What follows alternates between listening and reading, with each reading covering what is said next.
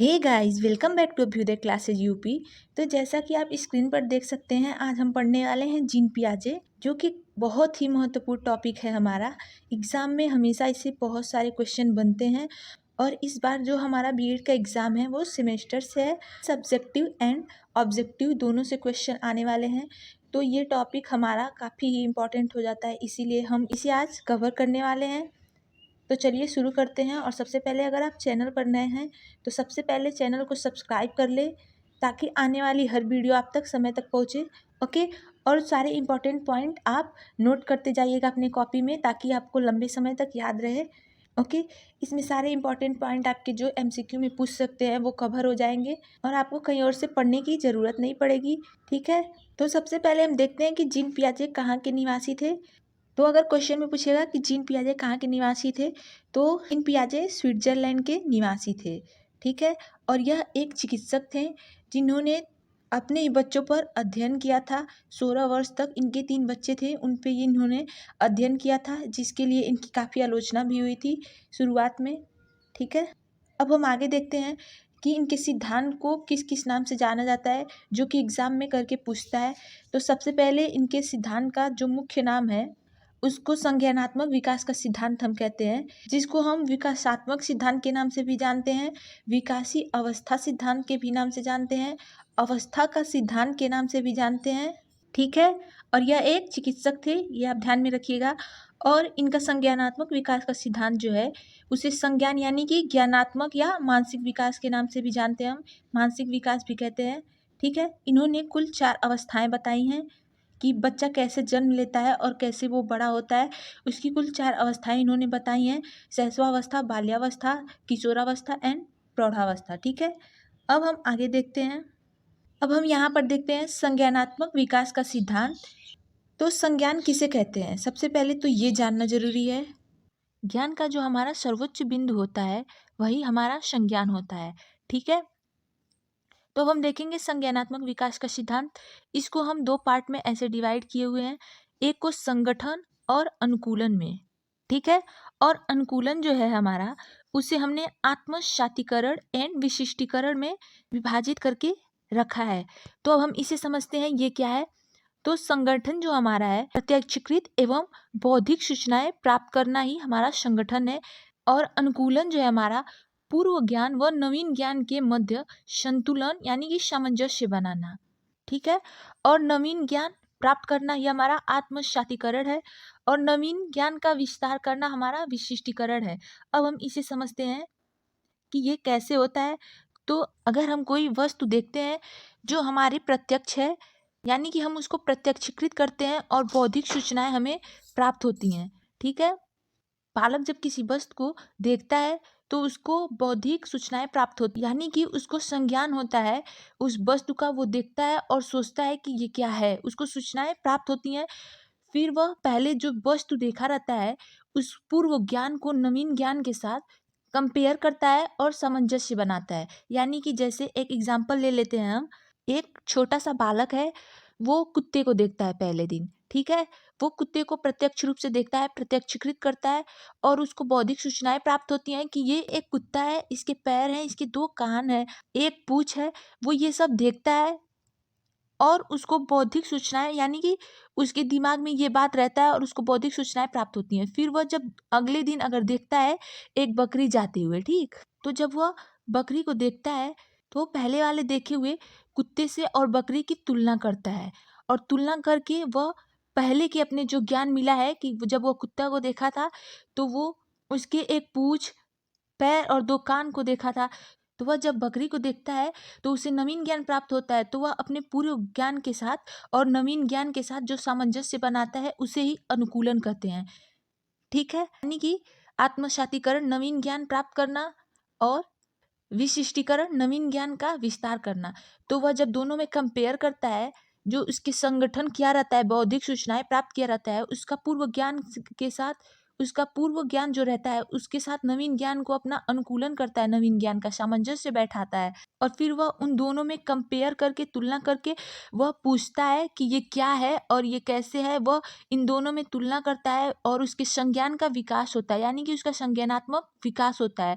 वह जब इन दोनों में तुलना करके पूछेगा किसी से कि ये क्या है और कैसे है, तो उसके संज्ञान का विकास होता है कि ये बकरी है और ये कुत्ता है और इनमें ये अंतर है।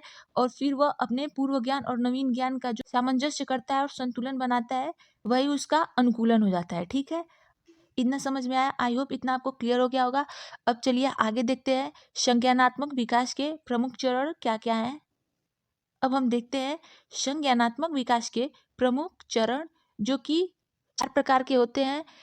पहला जो है हमारा संवेदी या संवेदनागामक अवस्था, दूसरा जो हमारा पूर्व संक्रियात्मक अवस्था, और तीसरा मूर्त संक्रियात्मक अवस्था, और चौथा जो है हमारा अमूर्त या औपचारिक संक्रियात्मक अवस्था। ठीक है, देखिए ये काफ़ी इंपॉर्टेंट पॉइंट है। ये हमेशा एग्जाम में पूछता है कि संज्ञानात्मक विकास के प्रमुख चरण, जैसे कि आपको ये 3 करके ऑप्शन में दे देगा और एक इसमें से स्किप कर देगा और पूछेगा इसमें से कौन सा संज्ञानात्मक विकास का प्रमुख चरण नहीं है।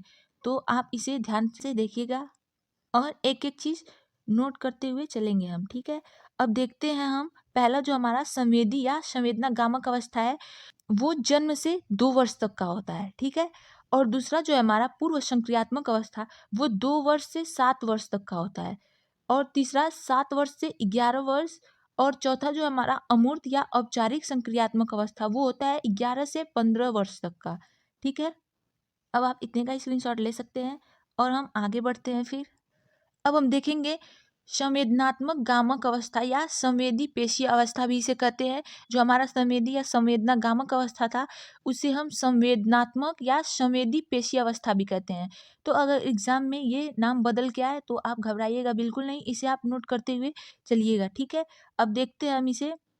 संवेदना यहाँ पर लिखा हुआ है कि संवेदना यानी कि संवेदी समझ होता है, और गामक यानी कि शारीरिक क्रिया जो होती है वो गामक उसे कहते हैं। ठीक है, शारीरिक क्रिया जैसे खेलना, लिखना और पकड़ना, किसी वस्तु को, किसी चीज को जब बालक पकड़ता है तो वो गामक यानी कि शारीरिक क्रियाएं बालक की गामक हो जाती हैं। ठीक है, और उसे जब वो पकड़ता है, सीखता है, तो उससे कुछ न कुछ उसे संवेदी समझ मिलती है, यानी कि संवेदना उत्पन्न होती है, उसे संवेदना कहते हैं। ओके, इतना समझ में आया? ये कितने से कितने वर्ष का होता है? 0 से 2 वर्ष तक का होता है संवेदना या संवेदी पेशीय अवस्था। तो इसमें बालक बहुत ही छोटा होता है, तो वह शारीरिक क्रियाएं करता है, खेलता है, कूदता है और किसी वस्तु को पकड़ता है, तो उसे संवेदी समझ होती है। ठीक है, और ये जो होती है ये जन्मजात एवं अर्जित दोनों प्रकार की होती है। ओके, अब आगे देखते हैं। देखिए ये काफ़ी इम्पॉर्टेंट है, एग्जाम में हमेशा पूछता है कि बच्चा प्रकाश के प्रति कब सचेत रहता है। तो इस अवस्था में ही बच्चा प्रकाश के प्रति सचेत हो जाता है। ठीक है, और अगर पूछता है स्कीमा क्या है, तो स्कीमा है बालक जो क्रियाएं करते हैं वो उनके संज्ञान यानी कि मस्तिष्क से जुड़ी हो, स्कीमा कहलाती है। ओके, इतना समझ में आ गया? अब आगे देखते हैं हम दूसरा जो हमारा पूर्व संक्रियात्मक अवस्था। अब हम देखेंगे पूर्व संक्रियात्मक अवस्था, जो कि हमारा 2 से 7 वर्ष तक का होता है। इसे हम अंतःप्रज्ञ काल के नाम से भी जानते हैं, ये आप ध्यान में रखिएगा। ठीक है, यानी कि इसका अर्थ हुआ कि बालक के अंदर ज्ञान या संप्रत्यय का निर्माण होने लगता है इस अवस्था में, इसीलिए इसे अंतःप्रज्ञ काल भी कहा जाता है। ओके, अब इसमें हम देख लेते हैं कुछ इंपॉर्टेंट फैक्ट जो है। बालक शैशव अवस्था से बाल्यावस्था में प्रवेश करता है। इस अवस्था में पूर्व संक्रियात्मक अवस्था में, जो कि हमारा 2 से 7 वर्ष का होता है, और इसे हम शैशवावस्था को जो है हम द वर्क ऑफ चाइल्ड यानी कि बालक अपने पड़ोसी बच्चों के साथ खेलता है, इसीलिए इस अवस्था को हम द वर्क ऑफ चाइल्ड भी कहते हैं। ओके, अब हम देख लेते हैं इसमें बालक जो होता है प्रतीकों, शब्दों, चित्रों का प्रयोग आरंभ कर देता है। किस अवस्था में? पूर्व संक्रियात्मक अवस्था में, और वह प्रतीकात्मक खेल भी खेलने लगता है। यानी कि इस अवस्था में जब बालक को पेन या पेंसिल हाथ में आएगा तो वह कुछ न कुछ बनाता रहता है, कुछ न कुछ गोचता या लिखता रहता है, इसीलिए इसे प्रतीकों, शब्दों, चित्रों का प्रयोग आरंभ होता है इस काल में कहते हैं, और प्रतीकात्मक खेल खेलने लगता है। ठीक है, अब आगे देखते हैं हम। और इस अवस्था में बालक जो सही अनुपात का अंतर नहीं कर पाता है, यानी कि बालक के सामने अगर 1 किलो रुई और 1 किलो लोहा रख दिया जाए तो वो ये नहीं अनुपात अंतर नहीं कर पाता है इसके मध्य कि कौन-सा या किसका वज़न अधिक होगा या किसका कम, ठीक है? तो इसीलिए इसे हम कहते हैं कि सही अनुपात का अंतर इस अवस्था में बालक नहीं कर पाता है, क्योंकि बालक बहुत छोटा है, वह 1 किलो रुई और 1 किलो लोहा में अंतर नहीं कर पाता है। वह रुई को ही कहेगा कि ये ज़्यादा है, ठीक है? और अतार्किक चिंतन करता है, यानी कि बच्चा छोटा है, उसमें तर्क करने की क्षमता नहीं है, वह तर्क नहीं कर पाता है क्योंकि वह 2 से 7 वर्ष की अवस्था में है, ठीक है? इसीलिए इसे अतार्किक चिंतन की अवस्था भी कहा जाता है। अब इस अवस्था में बालक सही चित्र नहीं बना पाता है, यानी कि बालक छोटा है तो वह सही चित्र नहीं बना पाता है। उसे अगर कोई पेन या पेंसिल हाथ में दे देगा तो वह ऐसे कुछ न कुछ करते रहता है। तो इस अवस्था में बालक सही चित्र नहीं बना पाता है। और विलोमीयता के गुण पाए जाते हैं, यानी कि अभी हमने आपको बताया कि अगर उसके आगे 1 किलो रुई और 1 किलो लोहा रख दिया जाए तो वो रुई को देखेगा कि रुई ज़्यादा है तो वो बोलेगा यही ज़्यादा है। तो वह सही अनुपात नहीं कर पाता है और विलोमीयता के, यानी कि अनुपात सही नहीं कर पाता है तो विलोमीयता के गुण पाए जाते हैं, ठीक है? और सजीवता के लक्षण देखने को इसी अवस्था में हमें मिलते हैं। जैसे चाँद को मामा बोलता है, गुड़िया को बहुत ही ज़्यादा उन लोगों के अंदर उसके प्रति लगाव होता है, ठीक है? इसीलिए इसे हम कहते हैं कि सजीवता के लक्षण देखने को इसी अवस्था में मिलते हैं। ओके, इतना समझ में आ गया? आई होप इतना आप सबको समझ में आ रहा होगा और आप अगर स्क्रीनशॉट लेना चाहें तो स्क्रीनशॉट ले सकते हैं। अब हम आगे देखते हैं मूर्त संक्रियात्मक अवस्था, हम इसे देखेंगे। इसमें जो होता है चिंतन का समावेश होता है, यानी कि अभी तक जो हमारा था उसमें अतार्किक चिंतन था और इसमें चिंतन का समावेश होता है। ओके? पूर्व संक्रियात्मक अवस्था की कमियों को दूर करता है, यानी कि इसमें पूर्व संक्रियात्मक अवस्था जो था उसकी कमियां दूर होती हैं, यानी कि जो था हमारा इसमें सही अनुपात आ जाता है। इसमें बालक 1 किलो रुई और 1 किलो लोहे में सही अंतर कर पाता है। तो इसीलिए हम इसे कहते हैं कि पूर्व संक्रियात्मक अवस्था की कमियां दूर इसी अवस्था में होती हैं और सही अनुपात भी होता है। गणितीय संगणना करने की क्षमता होती है बालक में, गणितीय संगणना इसी अवस्था में होती है और तार्किक या मूर्त चिंतन की अवस्था भी इसे कहते हैं। और जो हमारा पूर्व संक्रियात्मक अवस्था था वो अमूर्त चिंतन की अवस्था थी, ठीक है? इसमें आरोही अवरोही क्रम को समझने लगता है, यानी कि वह इसमें आरोही अवरोही क्रम समझने लगता है। जैसा कि अभी हमने एग्जाम्पल आगे ऊपर दिया था, बालक समझ सकता है अगर उसके सामने 2 छड़ी रख दिया जाए तो वह बताएगा कि कौन छोटी है और कौन बड़ी, और वह उसमें अंतर स्पष्ट कर सकेगा, ठीक है? अब देखेंगे हमारा 4th पॉइंट जो है हमारा औपचारिक संक्रियात्मक अवस्था, जो कि है हमारा 11 से 15 वर्ष। इसमें बालक अमूर्त चिंतन करता है, स्मरण, मनन, निर्णय शक्ति आदि इसमें आती है, ठीक है? अंकों का प्रयोग करता है, समस्या समाधान की प्रणाली विकसित होती है, कार्य कारण को समझ पाता है। ओके, इतना समझ में आ गया? ये एक परिभाषा मैंने नीचे लिखा हुआ है, ये हमेशा एग्जाम में पूछता है जीन पियाजे का। जैसे कि आपको एग्जाम में एमसीक्यू में लिख कर दे देगा कि सीखने का अर्थ ज्ञान का निर्माण करना होता है, यह किसने कहा है, और उसमें ऑप्शन में रहेगा जीन पियाजे, तो आप जीन पियाजे टिक कर दीजिएगा, ठीक है? ये आप ध्यान में रखिएगा। ओके, आई होप इतना आपको समझ में आया होगा।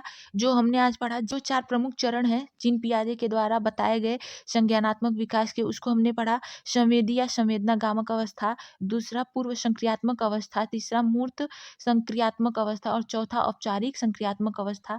आई होप आपको अच्छे से समझ में आया होगा, और आपको अच्छे से समझ में आया है तो please subscribe Abhyuday classes UP and like भी ज़रूर करें और कमेंट बॉक्स में बताएं आपको वीडियो कैसा लगा, ठीक है? Thank you.